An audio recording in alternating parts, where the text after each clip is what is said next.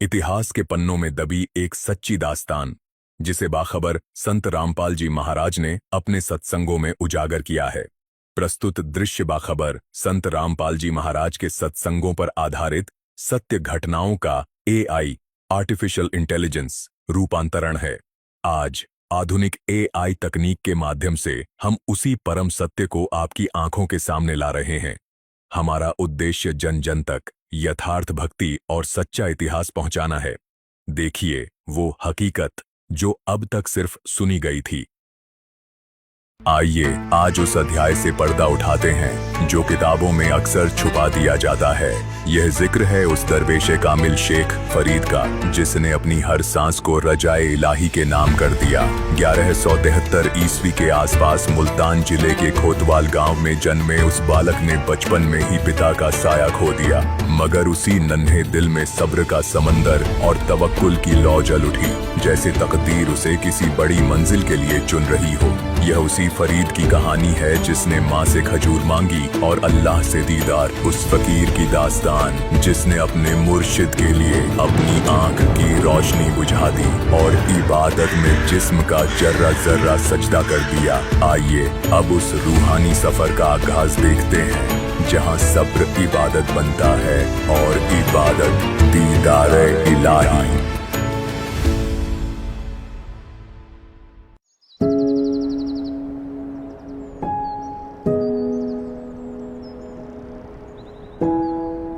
बाबा जी, हमने सालों साल सफर किए, तरह तरह के लोग मिले, पर आपने सबको समान समझा। और आपका ये अंदाज माशाअल्लाह, आपके लफ्जों की हर गूंज सीधे दिल और रूह तक उतर जाती है।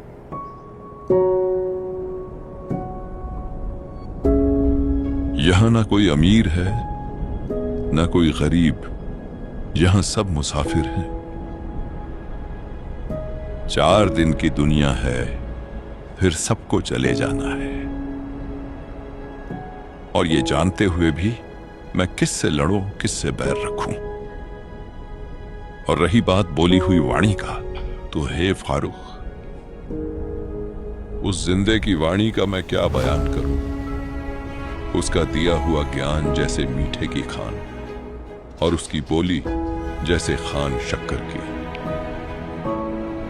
गंजे शक्कर मेरा जिंदा गंजे शक्कर है।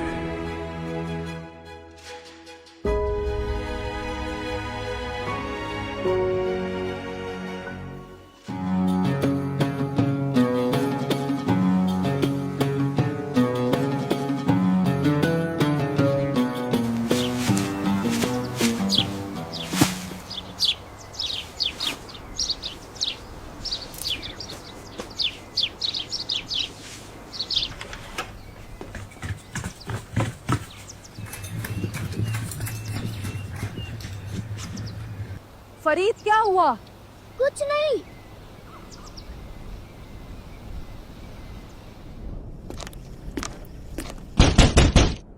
मरियम, ओ मरियम।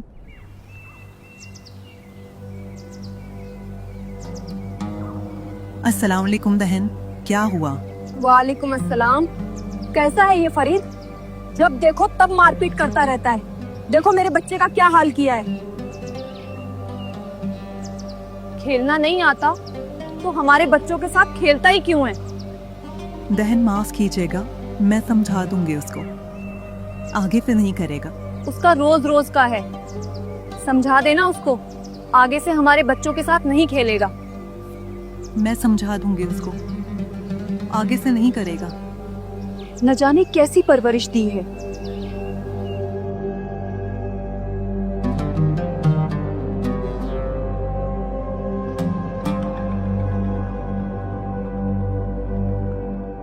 फरीद, कहाँ हो बच्चे?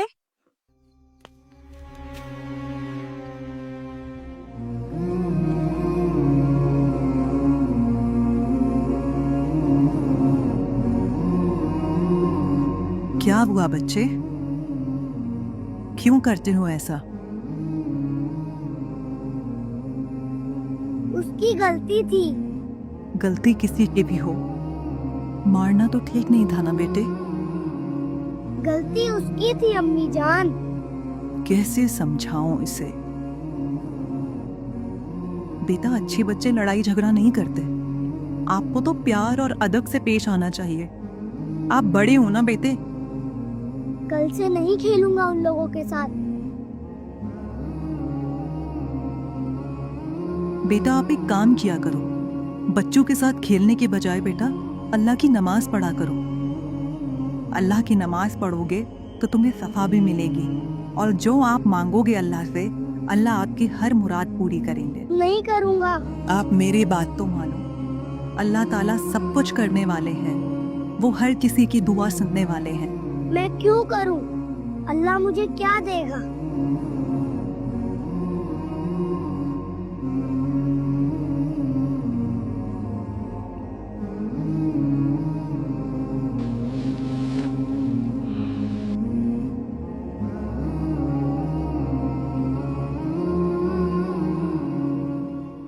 आपको खजूर पसंद है ना? हाँ। बेटा, तो अल्लाह आपको नमाज के बदले खजूर देंगे। सच में? हाँ, बिल्कुल सच में। अल्लाह मुझे खजूर देगा। मुझे पसंद है खजूर।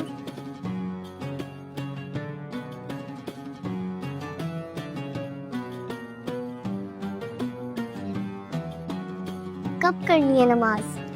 मैं बता दूंगी, ठीक है? ठीक है।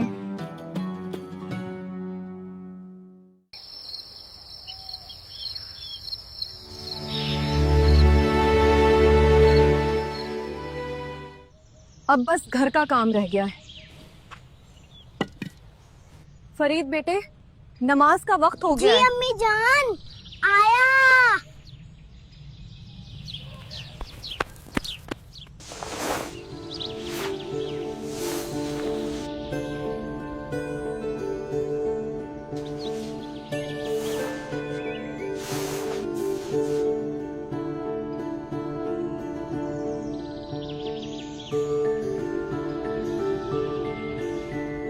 बेटा, अदब से घुटनों के बल बैठ जाओ, दोनों हाथ आगे फैलाकर दिल से ये लफ्ज़ बोलो, अल्लाह खजूर दे, अल्लाह खजूर दे। बस ऐसे ही पढ़ते रहना जब तक सूरज की रोशनी तुम्हारे चेहरे को छू ना ले। ठीक है मेरे बच्चे? ठीक है अम्मी जान।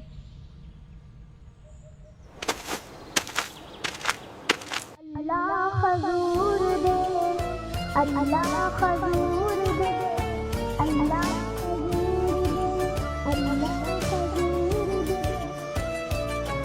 अल्लाह खजूर दे, अल्लाह खजूर दे,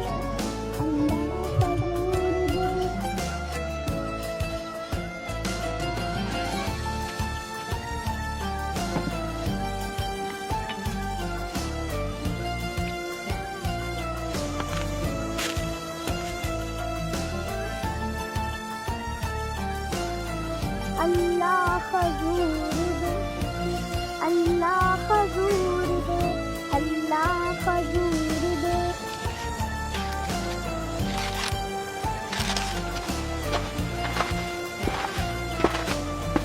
खजूर दे, अल्लाह खजूर दे, अल्लाह खजूर दे, खजूर दे, अल्लाह खजूर दे, अल्लाह।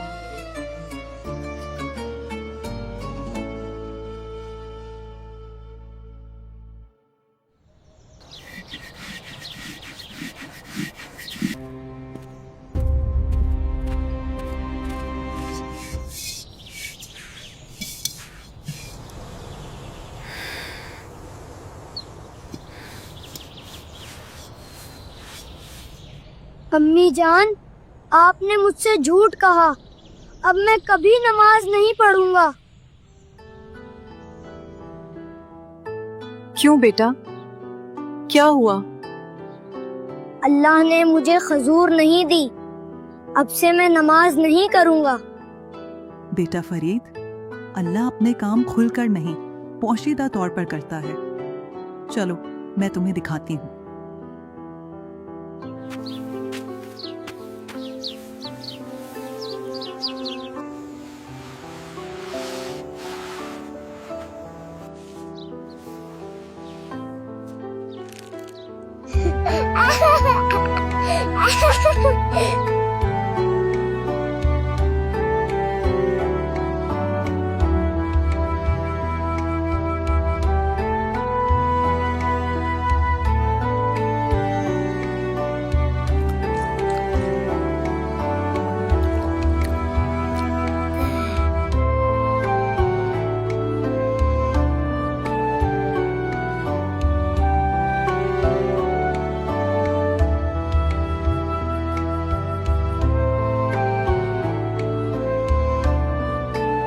इस तरह प्रतिदिन फरीद नमाज पढ़ता और उसकी अम्मी खिड़की से मुस्कुराते हुए उसे देखती और नमाज के बाद फरीद खुशी खुशी खजूर खाता और उसके दिल में अल्लाह की मोहब्बत और मजबूत होती चली जाती। ऐसे ही एक दिन उनकी अम्मी जान घर के कामों में व्यस्त थीं और उस दिन खजूर रखना भूल गई। काम करते करते अचानक उनकी नजर खिड़की पर पड़ी।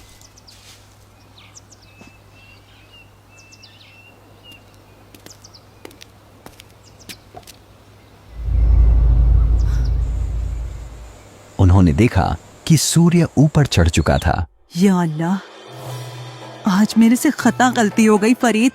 अब शायद कभी मेरी बात नहीं मानेगा, कहेगा तुम झूठ बोलती हो, अल्लाह ने मुझे खजूर नहीं दी, यही सोचकर मुझे परेशान करेगा। अगर आज खजूर ना मिले तो मेरा बच्चा सिर्फ मुझसे नहीं अल्लाह से भी रूठ जाएगा।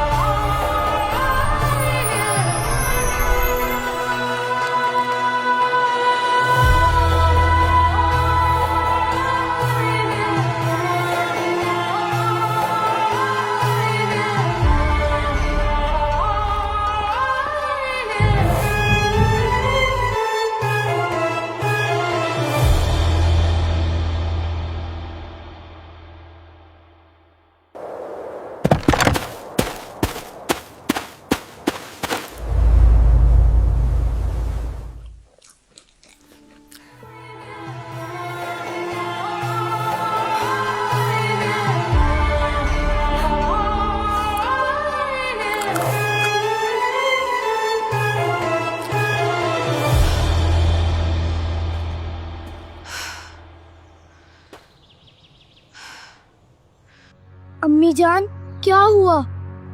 आज आप इतनी परेशान क्यों लग रही हो?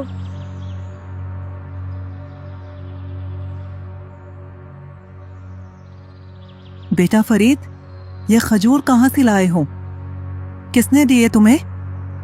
आपने ही तो बताया था कि नमाज पढ़ने से अल्लाह मुझे खजूर देगा, तो जैसे अल्लाह रोज मुझे खजूर देते हैं, आज भी वैसे ही दी है। फरीद, सच सच बता, किसने दिया है? अम्मी जान, मैं बिल्कुल सच कह रहा हूँ। ये देखो, रोज की तरह पत्तों में बांध कर दिए हैं। अम्मी, अल्लाह तो नमाज के वक्त हर रोज खजूर देता है।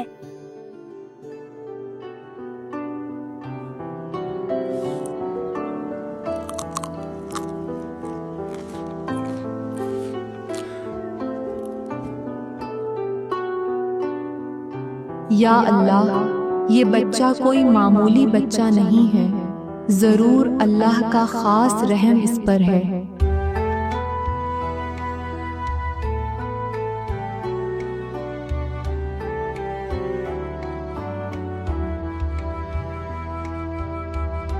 शेख फरीद जी रोजाना उसी अदब और खुशी के साथ नमाज अदा करते थे और उनकी अम्मी जान हर दिन खामोशी से खजूर उनके पास रख दिया करती थी।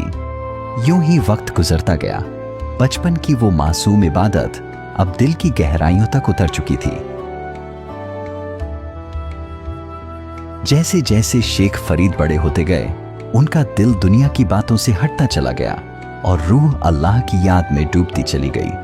अब उनका मकसद सिर्फ एक था, रज़ा ए इलाही और कुर्बत खुदा। लेकिन दिल में उठते सवालों का जवाब देने वाला, उन्हें सही तरीका ए इबादत सिखाने वाला कोई कामिल रहनुमा उन्हें अभी तक नहीं मिला था। इसी बेचैनी और तलब के साथ शेख फरीद ने यह इरादा कर लिया कि वे घर की चारदीवारी से निकलकर अल्लाह के नेक बंदों, साधुओं और फकीरों की संगत में रहकर इबादत और खिदमत का रास्ता अपनाएंगे। एक दिन उन्होंने पूरे अदब और नरमी के साथ अपनी अम्मी जान से घर से रुखसत होने की इजाजत मांगी। बेटा, जब तू पैदा होने वाला था तो मैं रब की बारगाह में दुआ करती थी, अल्लाह अगर तू मुझे बेटा दे तो इस तरह का देना, बेटा मेरा हो पर बंदा तेरा हो। मेरे अल्लाह अगर मुझे औलाद देना तो इस तरह का देना कि दूध वो मेरा पिए और शुक्र तेरा अदा करे। ऐ अल्लाह अगर बेटा देना तो इस तरह का देना कि कुव्वत रोजी रोटी वो जमीन पर खाए, लेकिन इसी जमीन पर वो तेरे दीन का सिपाही भी बने, वो मुजाहिद फी सबीला भी बने।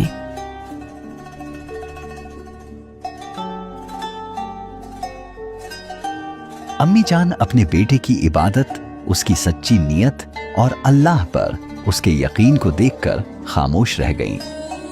माँ का दिल बेटे के जुदा होने के ख्याल से भर आया था, मगर वे अल्लाह की मर्जी के सामने अपनी मोहब्बत को आड़े नहीं आने देना चाहती थी। आंखों में आंसू थे, दिल भारी था, मगर लबों पर शिकवा नहीं था। सब्र और तवक्कुल के साथ उन्होंने शेख फरीद को अल्लाह के हवाले करते हुए मुस्कुराकर रुखसत कर दिया।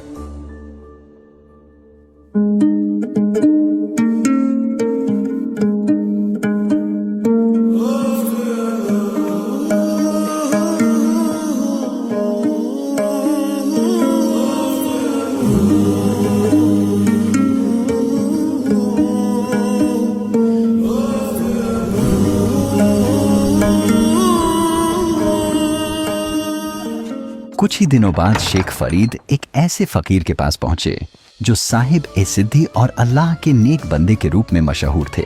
उनकी करामात और सादगी दूर दूर तक जानी जाती थी। फकीर साहब अपने 7 शिष्यों के साथ एक आश्रम में रहते थे। वहां जिंदगी का हर दिन खिदमत, सब्र और इबादत के उसूल पर चलता था। आश्रम में यह कायदा था कि हर दिन एक शिष्य अपने गुरु की पूरी सेवा करेगा। खाना पकाना,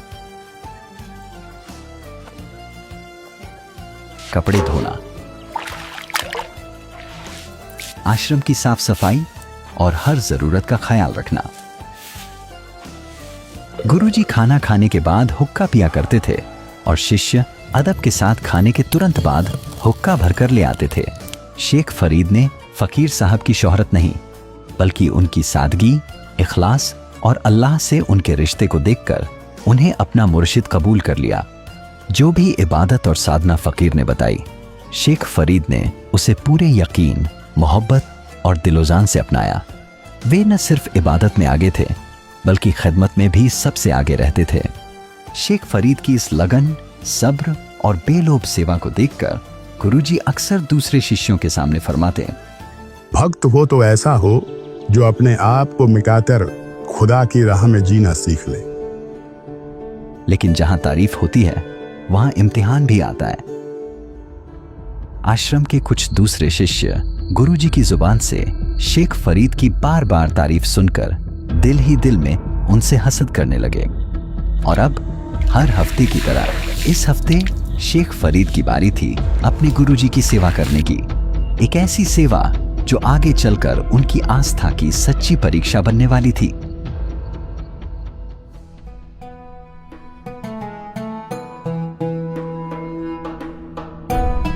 कठिन तप करने से अल्लाह मिलेगा। अगर अल्लाह को पाना चाहते हो तो खुद को योग्य बनना होगा। अल्लाह पर अकीदा होना चाहिए, अल्लाह के लिए कुर्बान होना चाहिए।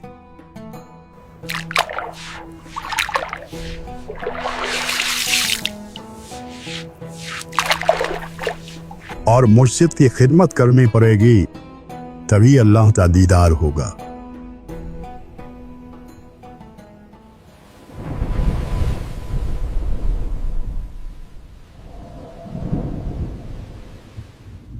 अस्सलामु अलैकुम।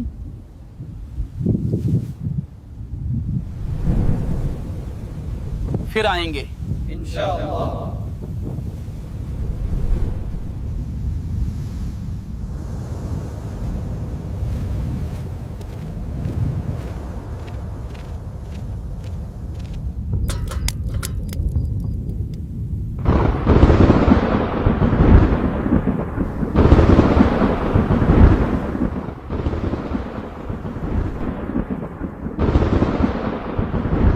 मुझे जल्दी करनी होगी, मुर्शिद जी के लिए खाना तैयार कर देता हूँ।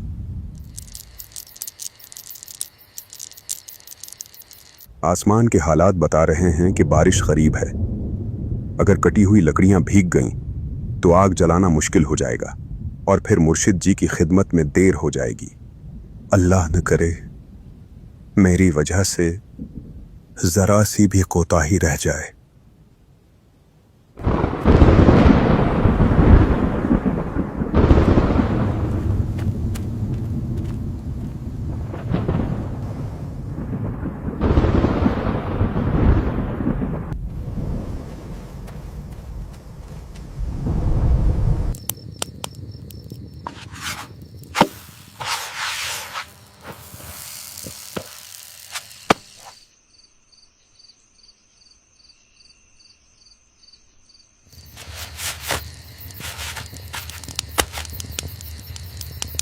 हम भी तो दिन रात खिदमत करते हैं, फिर भी क्यों मुर्शिद जी को केवल फरीद की ही सेवा दिखाई देती है? मुर्शिद जी फरीद की तारीफ इसलिए करते हैं क्योंकि वो खिदमत में कभी खता नहीं करता। नहीं तो क्या हम जानबूझकर गलती करते हैं? कल हुक्का लाने में जरा सी देर क्या हो गई, मुर्शिद जी ने मुझे डंडे से पीटा। क्या हमारी मेहनत उन्हें दिखाई नहीं देती? हम भी तो चाहते हैं कि मुर्शिद जी हमारी खिदमत की भी सराहना करें। हम भी इतना सारा काम करते हैं। जब से फरीद यहाँ आया है तब से मुर्शिद जी केवल उसे ही सबसे श्रेष्ठ मानते हैं। अगर हम मुर्शिद जी को फरीद की कोई त्रुटि दिखा दें तो शायद मुर्शिद जी का उस पर से यकीन उठ जाए। त्रुटि में बताओगे भी क्या? वो कोई गलती भी तो नहीं करता। गलती नहीं करता तो हम करवाएंगे। क्या करोगे? आ जाओ बताता हूं।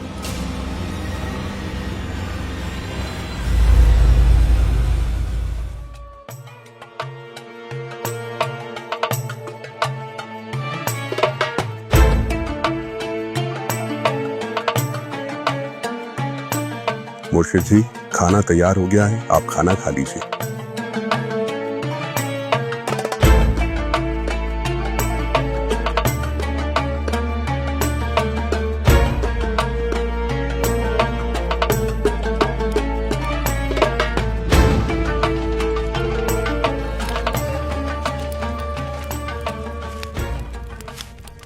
देखो वो चला गया क्या? हाँ चला गया।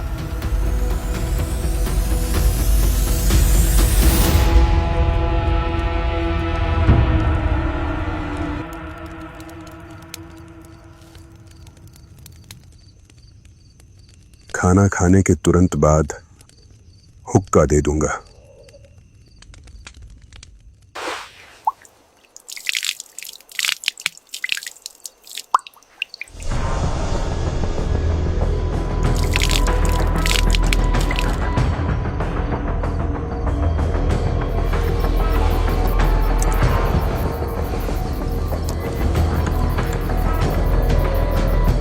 और कुछ चाहिए मुर्शिद जी? नहीं।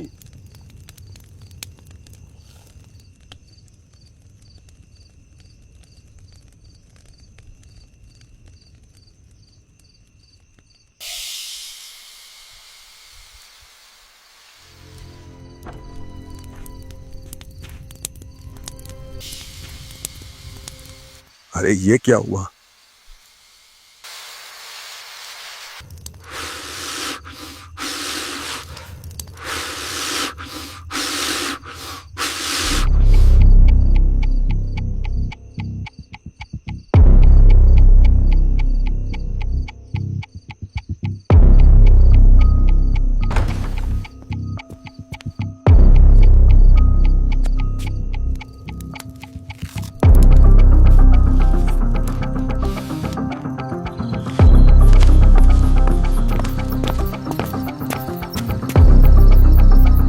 अरे ये सभी लकड़ियां तो गीली हो गई। अब क्या करूं? अगर मैं मुर्शिद जी को वक्त पर हुक्का नहीं दे पाया तो वे नाराज हो जाएंगे, मेरी खिदमत बेकार हो जाएगा। बस यही डर है। ऐ अल्लाह मेरी मदद कर।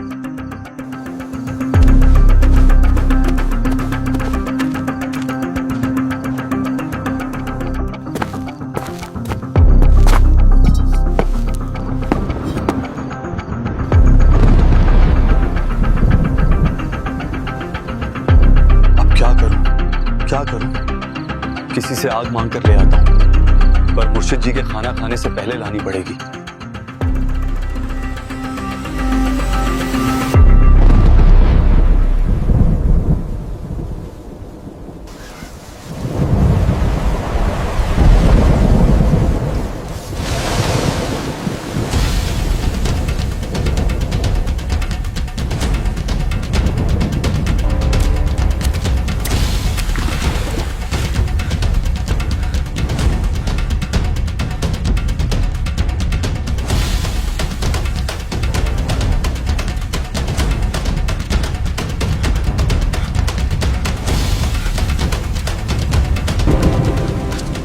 दादी जान, थोड़ी सी आग चाहिए थी।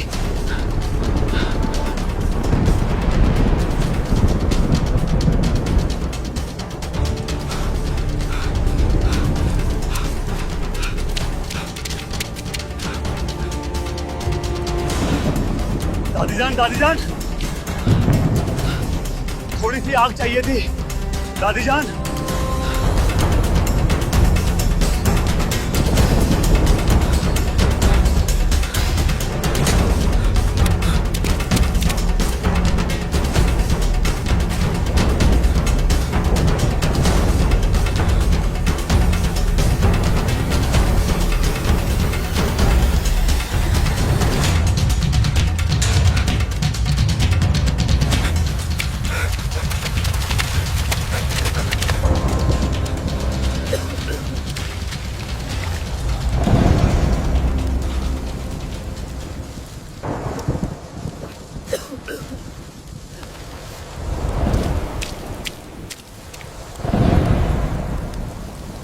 माई, ओ माई, थोड़ी सी आग दे दो। माई, ओ माई, थोड़ी सी आग दे दो।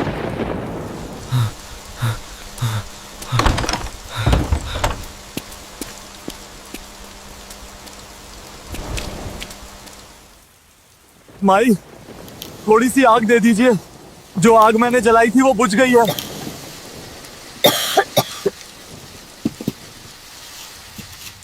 मेरे गुरुजी हुक्का पीते हैं, केवल हुक्के के लिए आग चाहिए थी। तुम्हें दिखाई नहीं दे रहा? कभी आग जल रही है, कभी बुझ रही है, पूरा घर धुएं से भर गया है। माई बस जरा सी, सिर्फ अरे तुझे समझ नहीं आता? मेरी आंखें आग जलाते जलाते धुएं से फूटने लगी हैं। एक तो बारिश हो रही है, सारी लकड़ियां भीग गई हैं। मुझे ही पता है कितनी मुश्किल से आग जली है। माई बस थोड़े से अंगारे चाहिए, ज्यादा नहीं। अगर आग चाहिए तो आंखें फुड़वानी पड़ेंगी, जैसे मैंने फुड़वाई हैं। तुझे आग चाहिए तो तू भी फुड़वा।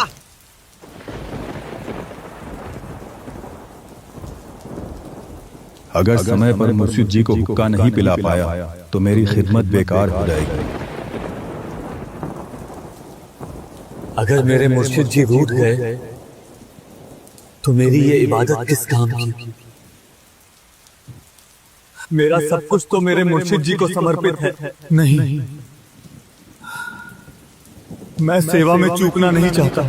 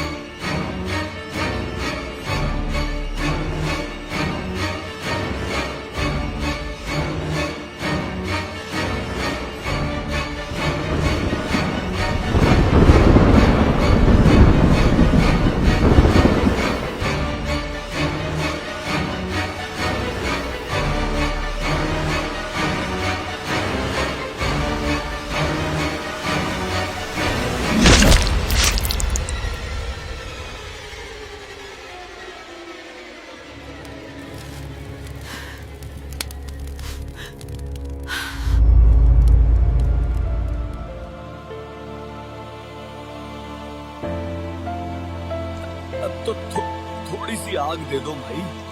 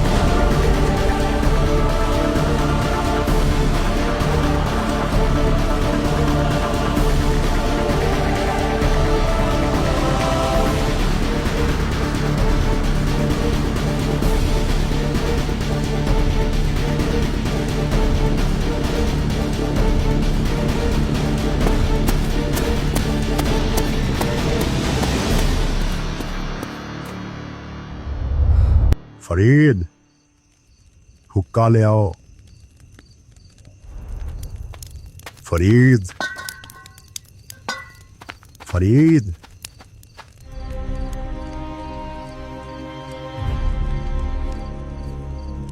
अरे कहां मर गया? आ गया गुरुजी।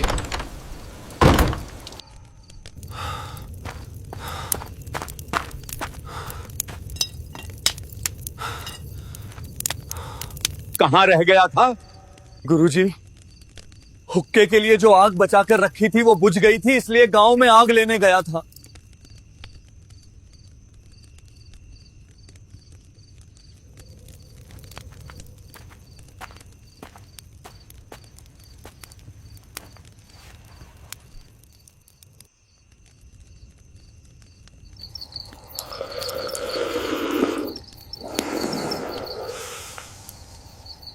मेरी आंख को क्या हुआ?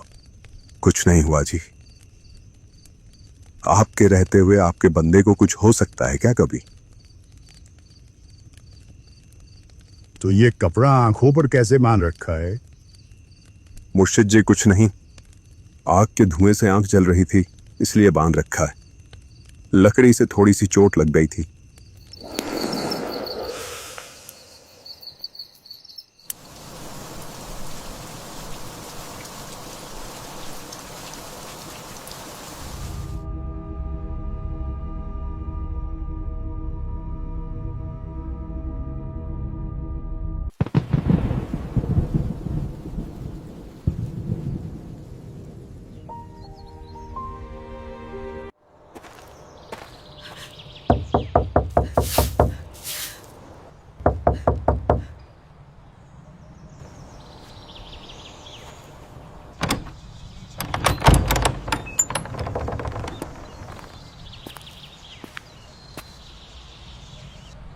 जी कहिए। मुझे मुर्शिद जी से मिलना है, कुछ जरूरी बात बतानी है। ठीक है, आइए।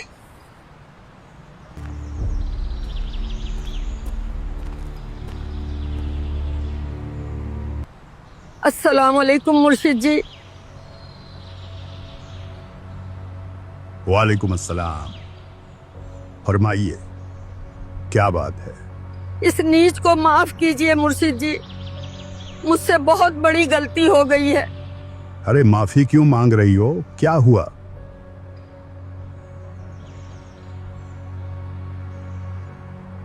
ये देखिए, आपका एक सेवादार कल आग लेने आया था।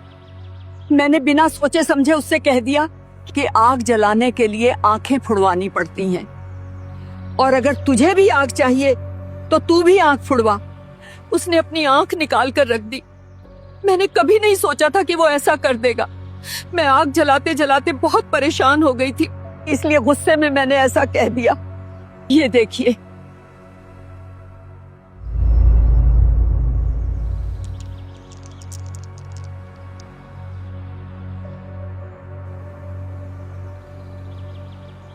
कल किसकी सेवा थी? मुर्शिद जी, कल फरीद की सेवा थी। उसे बुलाओ। जी मुर्शिद जी। फरीद, फरीद!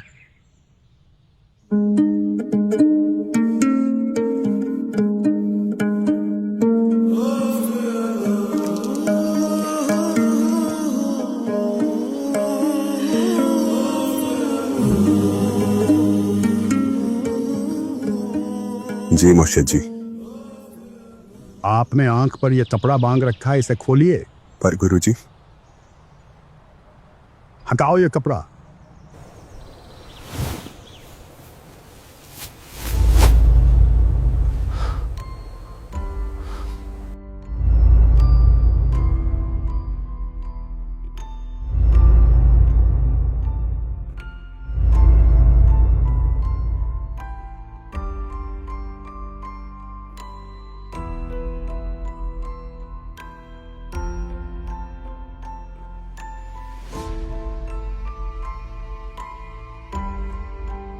ये जितने भी खाका के जो लोग हैं वे आबिद है या नहीं, और मेरा फरीद आशिक है, आशिक।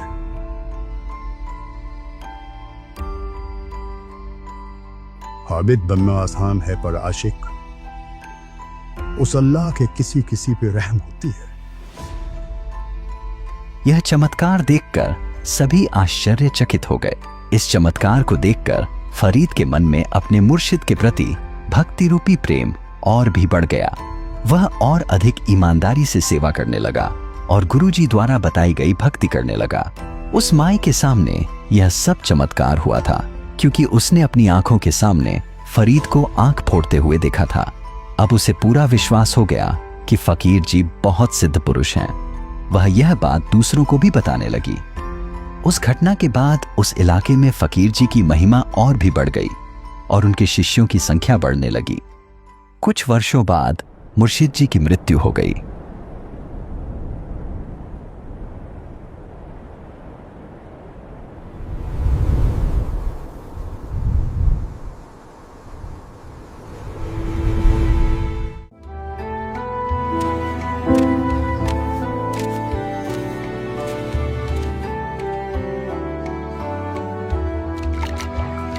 फरीद जी तब भी सेवा में लगे हुए थे।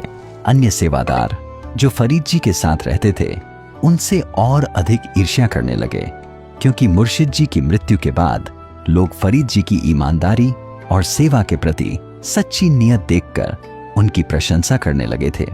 उन्हें डर था कि कहीं फरीद को गुरुपद न मिल जाए। इसी सोच से वे ईर्ष्या करने लगे। फरीद जी गुरुजी द्वारा बताई गई भक्ति को साथ लेकर उस स्थान को त्याग देते हैं। उन्हें अल्लाह के दर्शन की प्रबल इच्छा होती है।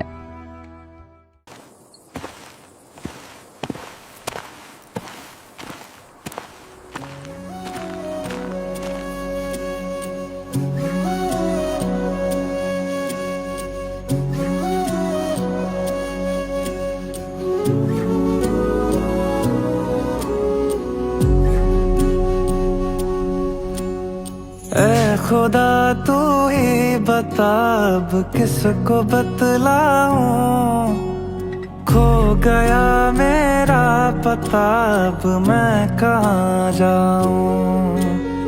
तेरी नगरी तेरी डगरी तेरे ही पैया, जो तू रास्ता ना दिखाए मैं कहाँ जाऊं।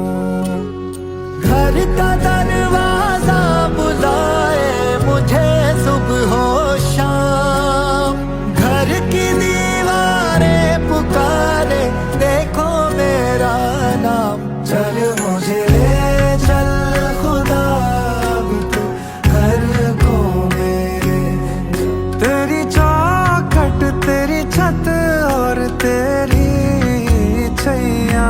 चल मुझे ले चल खुदा अब तू घर को मेरे, बस मुझे ले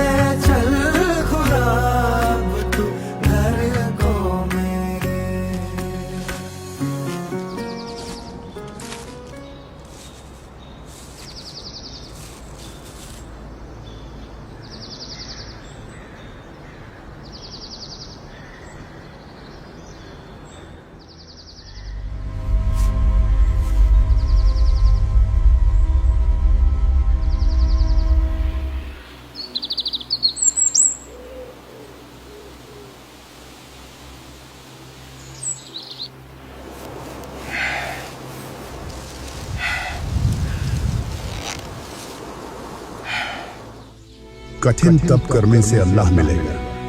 अगर अल्लाह को पाना चाहते हो तो खुद को योग्य बनना होगा।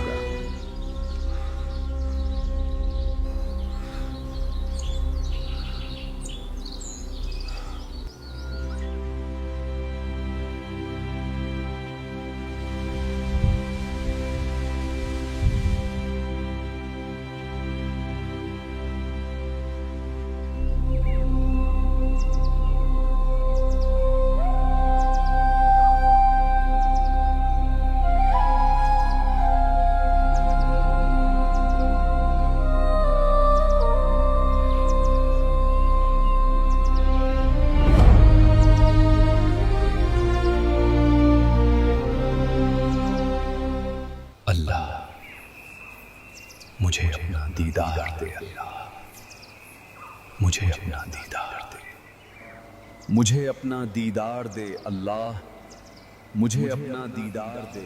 फरीद जी रोज आधे से ज्यादा समय कुएं में रहते थे। मात्र कुछ समय के लिए ही कुएं से बाहर निकलते थे, खाने के लिए और थोड़ा आराम करने के लिए।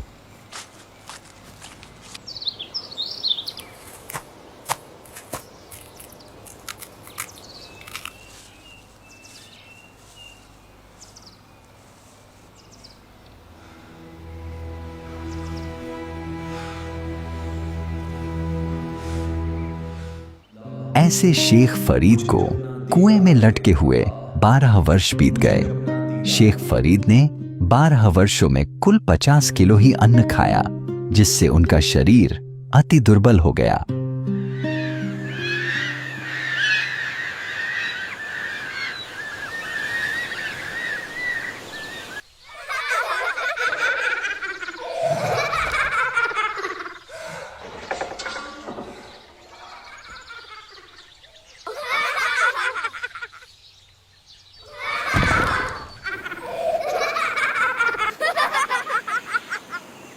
बच्चों, मुझे परेशान मत करो, हट जाओ तुम लोग।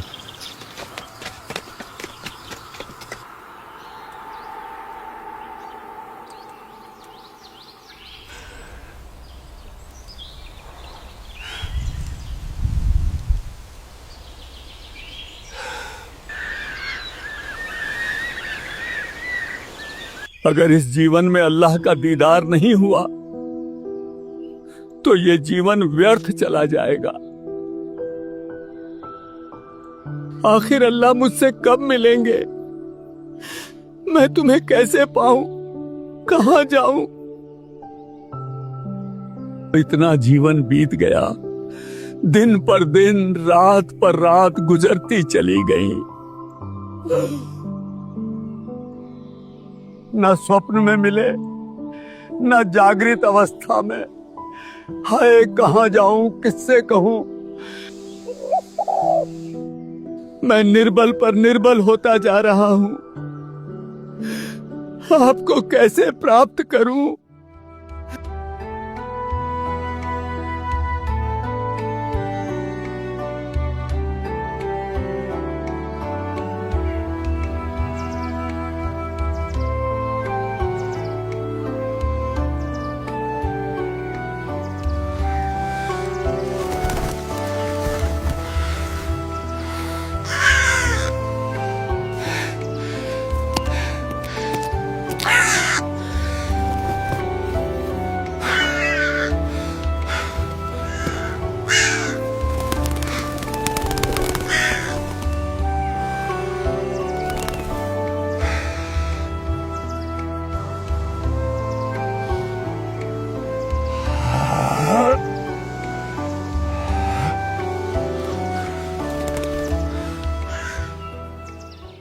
हे कौओ, मेरे शरीर में जहां भी मांस बचा हो खा लो। मेरी आंखों को मत खाना, मेरी आंखें छोड़ देना। मुझे अल्लाह का दीदार करना है। कुएं में शेख फरीद ने किसी मीठी बोली बासा। कुएं में शेख फरीद ने किसी मीठी बोली भाषा, तुम चुन चुन कागा खाली और मेरे हाडों पर का मासा, तुम चुन चुन कागा खाली और मेरे हाडों पर का मासा, मेरे दो नैना मत छेड़ नर मोहे राम मिलन की आशा, मेरे दो नैना मत छेड़ियो मोहे राम मिलन की आशा, जिन करी तपस्या गोर थी वो हुए आसरे हर के, वो हुए आसरे हर के, वो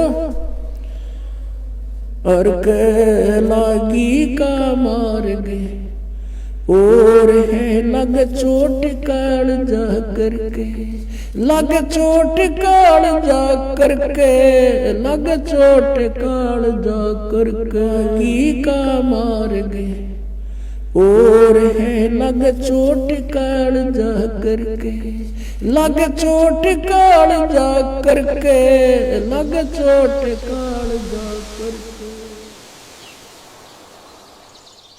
इस तरह शेख फरीद जी सोचते हैं, अल्लाह का दीदार हुआ नहीं, अगर बाहर रहूंगा तो कौवे आंखें खा जाएंगे और मेरी आंखें भी फोड़ देंगे, अल्लाह तो मिला नहीं।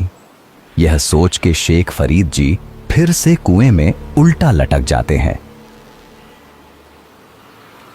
अल्लाह, आपके बंदे का शरीर अब निर्बल हो गया है, अब अंत निकट है, अब तो अपना दीदार बख्श दीजिए और इम्तिहान न लीजिए। अल्लाह, मुझको दीदार कैसे होगा, तुम न सुनोगे तो कौन सुनेगा। खाक है शरीर भरे हैं आंसू, कभी तो होगा दीदार ये सोचूं। आओ अब तो मैंने रे मौला, आओ अब तो मैंने मौला। सांसें फरीद की उखड़ रही है, खाक है शरीर भरे हैं आंसू, कदमों में तेरे जिंदगी ये कुर्बान, तेरे दीदार के लिए हूँ मैं परेशान, तेरे दीदार के लिए हूँ मैं परेशान। नजर करम की किधर गई है, सुना है तेरी राह में है मेरे मौला, किस्मत सबकी बदल रही है ए मेरे मौला। सांसें फरीद की उखड़ रही है।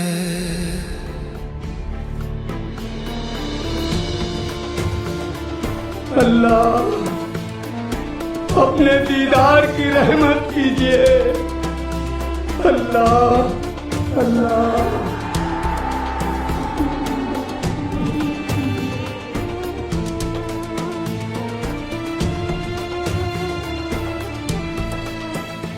वो नर पाड़ा जीत गए जिन सर धड़की बाजी लाई, वो नर पाड़ा जीत गए जिन सर धड़की बाजी लाई।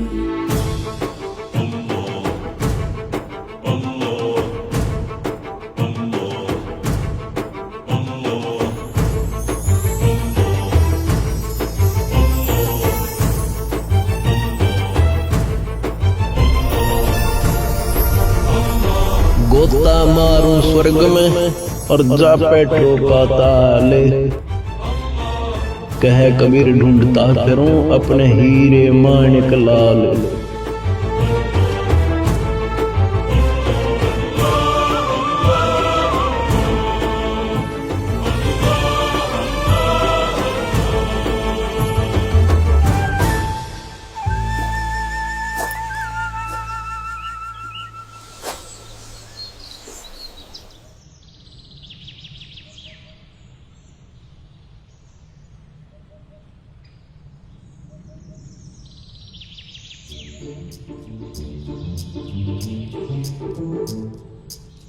भाई मुझे मत छेड़ो, तुम अपना काम करो, मैं भी अपना काम कर रहा हूं, मुझे परेशान मत करो।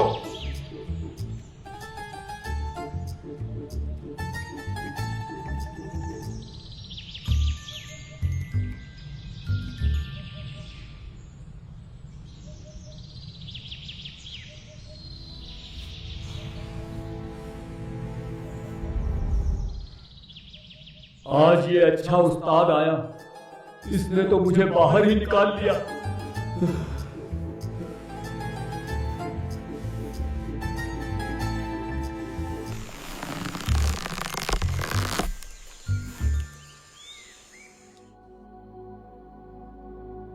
भाई मुझे मत छेड़, तू साधु संतों को दुखी नहीं करते।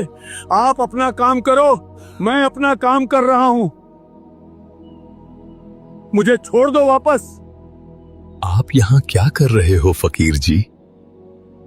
मैं परमात्मा की दीदार के लिए साधना कर रहा हूं। मैं हूं वो अल्लाह जिसके लिए आप घोर साधना कर रहे हो। भाई क्यों मजाक कर रहे हो मेरे साथ? मुझे मेरे हाल पे छोड़ दो, मजाक मत करो, आपको पाप लगेगा। फिर अल्लाह कैसा होता है? अल्लाह तो बेचू है, वो ऐसे इंसान की तरह नहीं होता। भले आदमी, जब अल्लाह बेचू है तो दीदार किसका करोगे? फिर क्यों ऐसी घोर साधना करके अपना जीवन व्यर्थ कर रहे हो? बात तो सही है, जब मैं अल्लाह को निराकार कह रहा हूं तो दीदार कैसे हो सकता है? आ जाओ, बाहर आ जाओ।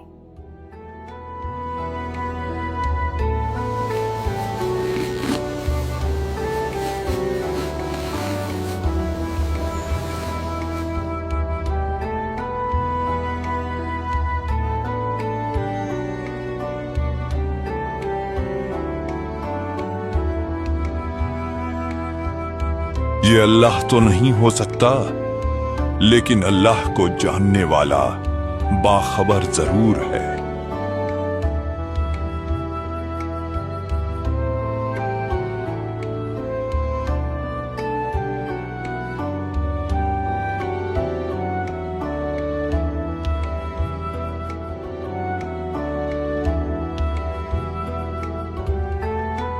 लो, पहले कुछ खा लो।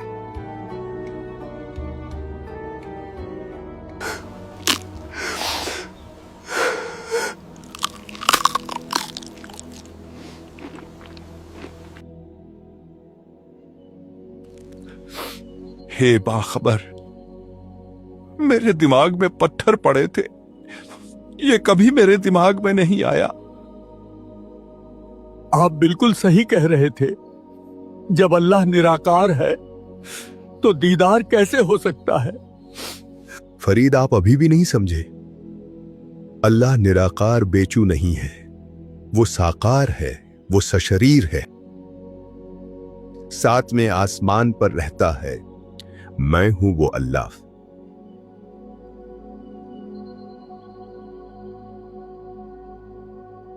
फरीद, अल्लाह बेचून निराकार नहीं है, वो दिखाई देता है। उसका इंसानी सूरत जैसा जिस्मानी शरीर है। उसका नाम अल्लाह कबीर है।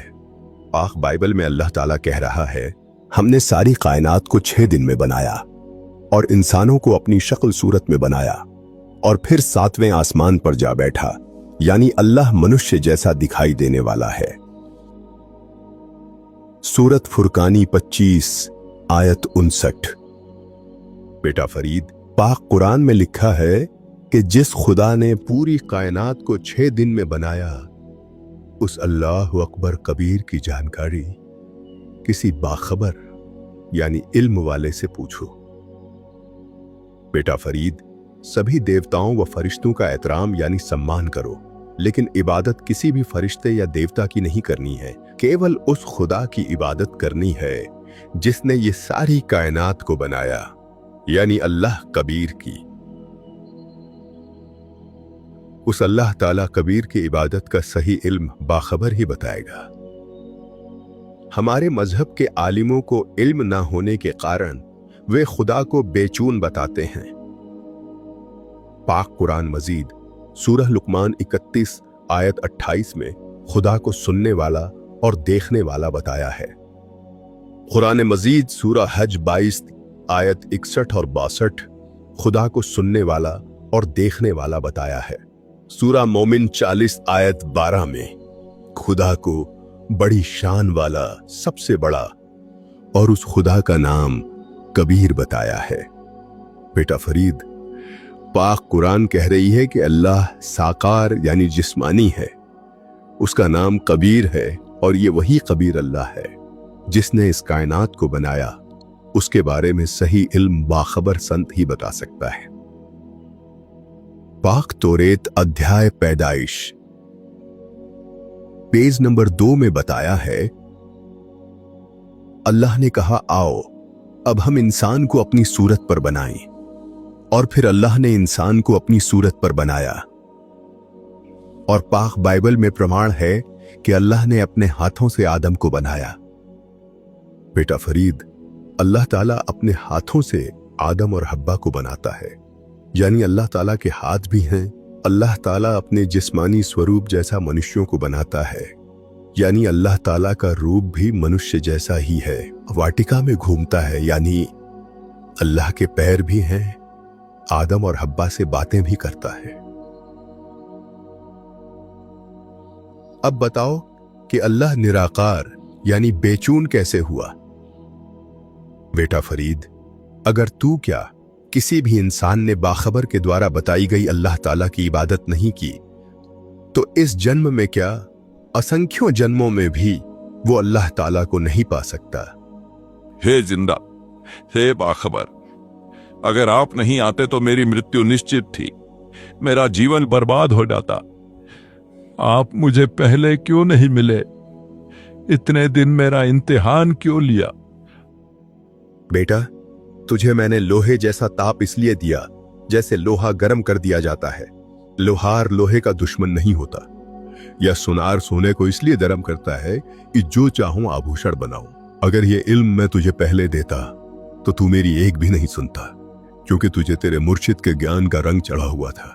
अगर पहले तुझे ये इल्म बताता तो तेरे मन में पहले गुरु का ज्ञान रह जाता कि कठिन तप करने से अल्लाह ताला का दीदार हो जाता है और फिर मेरे से तेरे को कोई लाभ नहीं मिलता।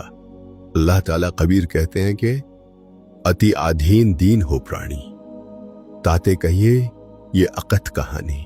हे जिंदा, आप सब कुछ जानने वाले हो मेरे मौला। आपका इल्म शक्कर की तरह मीठा लग रहा है।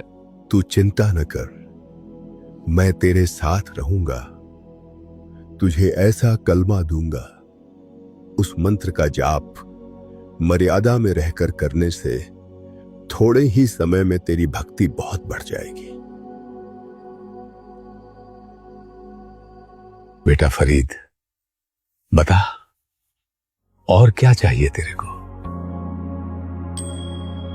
तुम साथ हो जो मेरे, किस चीज की कमी है? किसी और चीज की अब दरकार ही नहीं है। तेरे नाम का दीवाना तेरे सामने खड़ा है।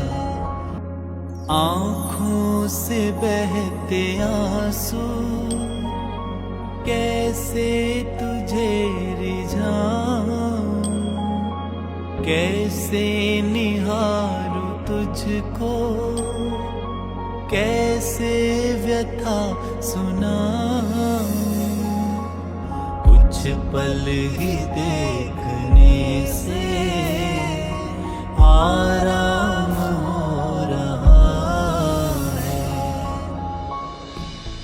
इस तरह अल्लाहू अकबर कबीर परमात्मा जी ने शेख फरीद जी को सत्संग सुनाया और गूढ़ आध्यात्मिक ज्ञान समझाया, सतलोक की पूरी जानकारी दी और सच्ची भक्ति के बारे में गहराई से बताया। फिर परमात्मा कबीर साहिब जी ने बाबा शेख फरीद जी को मंत्र उपदेश दिया। जिंदा रूप में आए हुए कबीर खुदा शेख फरीद जी को सारा इल्म समझाने के बाद वहां से विदा लेते हैं।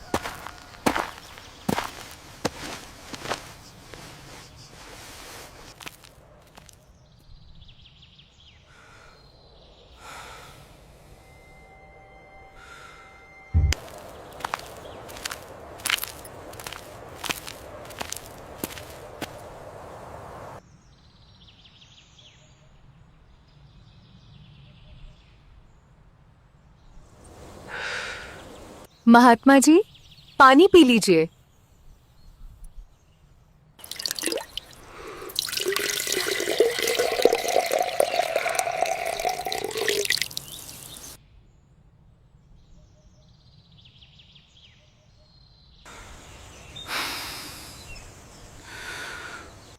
बाबा खाना खाएंगे? यही रुकिएगा, मैं खाना लेकर आती हूँ।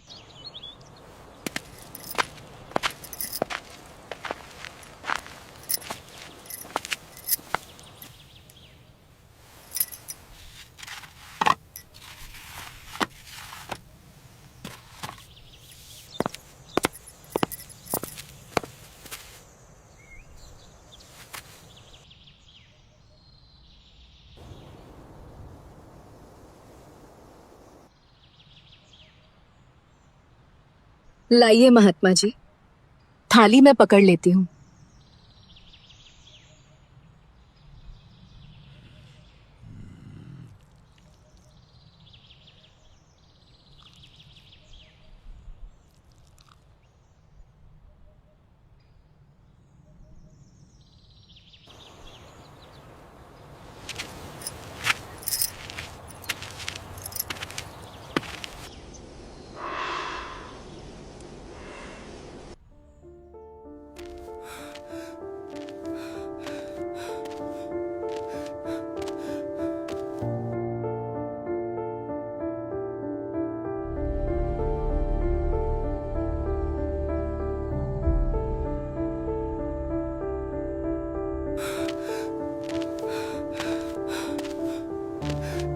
बाबा जी इधर आ जाइए, शव को ले जाया जा रहा है।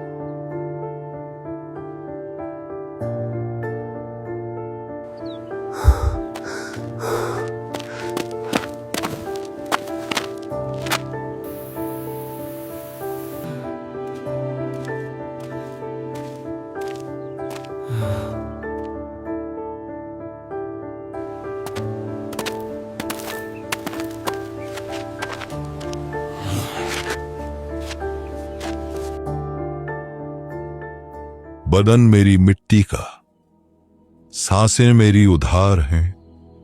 घमंड करूं तो किस बात का, यहां तो सब किराएदार हैं। जब आदमी मर जाता है तो उसका बिस्तर, कपड़े सब शमशान में फेंक आते, पर उसका कमाया धन नहीं फेंकते, क्योंकि संसार माया का है, आपका नहीं। बिल्कुल सच बात है बाबा जी। चल चल गईयां पंखियां, जिन्हीं वसाए तल, फरीदा सरू भरिया, भी चलसी थके कवल इकल। ये संसार एक तालाब की तरह है और हम सब मुसाफिर पंछी। आज जो साथ हैं, कल अपनी बारी पर उड़ जाएंगे। कोई पहले छोड़ के चला जाएगा, कोई बाद में।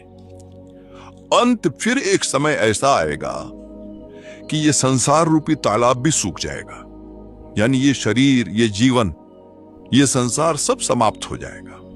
फरीदा किथे तेड़े मापिया, जिन्हीं तू जन होए, ते पास हूं ओई लद गए। तू अजय न पतियो। हे फरीद, एक बात अपने दिल से पूछ, तेरे माता पिता कहां हैं जिन्होंने तुझे जन्म दिया, तुझे पाला बड़ा किया? वे आज तेरे साथ क्यों नहीं हैं? वे बहुत पहले इस दुनिया को छोड़ चुके हैं। अगर ये सच्चाई देखकर भी तेरे दिल में ये बात नहीं बैठी कि मुझे भी एक दिन यहां से जाना है, तो फिर तू किस भ्रम में जी रहा है? जब जाना तय है तो जाते जाते रब की बंदगी करके जाना ही समझदारी है। आज भी हम कहते हैं कल से ठीक हो जाऊंगा, बुढ़ापे में भक्ति कर लूंगा। कल का कोई भरोसा नहीं, इसलिए आज ही होश में आओ। सच बात है, बिल्कुल सच बात है बाबा जी। बाबा जी, आप आगे कहाँ जा रहे हो? भाई मेरा यार, मेरा रब जहां मुझे ले जा रहा है वहां जा रहा हूं। मुझे भी नहीं पता मैं कहां जा रहा हूं। वो जिंदा मेरा है और मैं उसका। मैं बस उसकी रजा में राजी हूं। बाबा जी, आप कुछ दिन यहीं रह लो, आपके वचन सुनने में बहुत सुकून मिल रहा है। फरीद जी लोगों की प्रार्थना करने से आग्रह करने पर वहां रुकते हैं। जितने दिन वो वहां रहे, लोग सत्संग सुनते और सेवा भाव से फरीद जी के कमजोर शरीर को देखते हुए उन्हें नहलाते, साफ सुथरे कपड़े पहनाते और भोजन बनाते खिलाते। फिर सभी एक जगह इकट्ठा बैठकर सत्संग सुनते। उनके द्वारा बताया ज्ञान, जो ज्ञान उन्हें जिंदा रूप में आए अल्लाह कबीर जी से मिला था, वही ज्ञान फरीद जी लोगों तक पहुंचाते थे और इस ज्ञान को सुनकर धीरे धीरे उनकी संगत बढ़ने लगी। हमने जिंदा को तो नहीं देखा, पर बाबा फरीद की बातों में भी जैसे वो जिंदा के बारे में बताते हैं, वैसे ही मिठास है इनकी।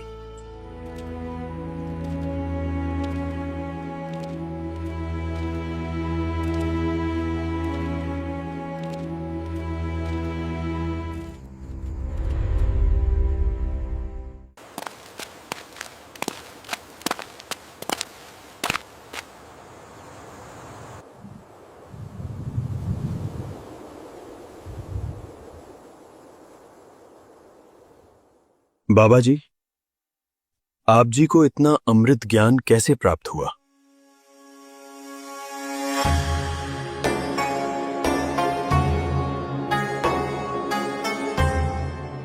मुझे ये इल्म मेरे बाखबर जिंदा ने दिया है, जिसका ज्ञान शक्कर जैसी मीठी खान है। मैं कुर्बान हूं उनकी मीठी आवाज से, और उनका इल्म जैसे गंज यानी खान हो। मेरा जिंदा गंज शक्कर है, मैं तो कुछ नहीं हूं। मैं बस उसकी बोली हुई बातों को बता रहा हूं। फरीदा सकरखंड निवात, गुड़ माखियों मांझा दूध, सभे वस्तु मिठियां, रब न पूजन तुद।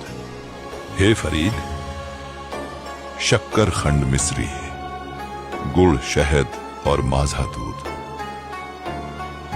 ये सारी चीजें मीठी हैं, पर हे रब, तेरे नाम के आगे ये सब चीजें फीकी हैं।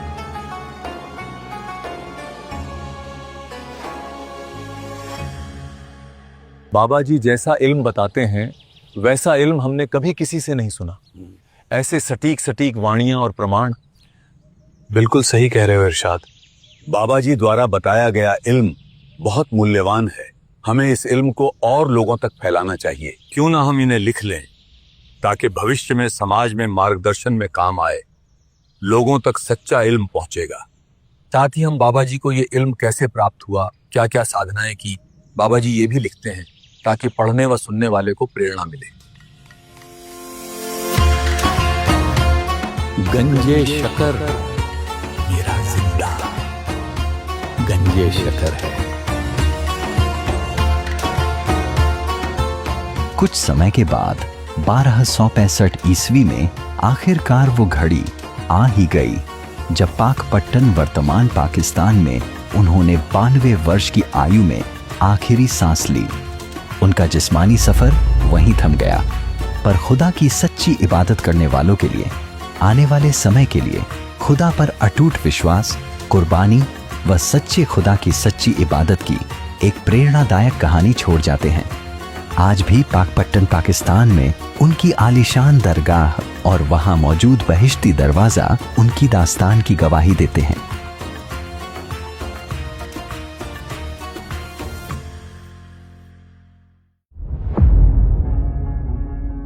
सूरज ही छाँव बनके आया है आज तन के, उसका साया ढाल बनके साथ ना छोड़े। ऐसी ताकत जिसके आगे मौत दम तोड़े। हर एक लम्हा हिफाजत ज़मीं से है फलक तक, उसकी आंखें बाज जैसे हर तरफ देखें।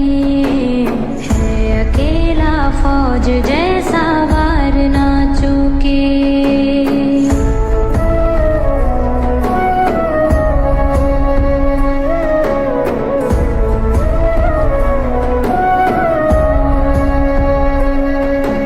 ये अनमोल ज्ञान जगत गुरु तत्वदर्शी संत रामपाल जी महाराज जी के सत्संगों का अंश मात्र है। आप संत रामपाल जी महाराज जी के मंगल प्रवचन संत रामपाल जी महाराज एप्लीकेशन पर भी सुन सकते हैं तथा उनके द्वारा लिखी पुस्तकें भी डाउनलोड कर सकते हैं।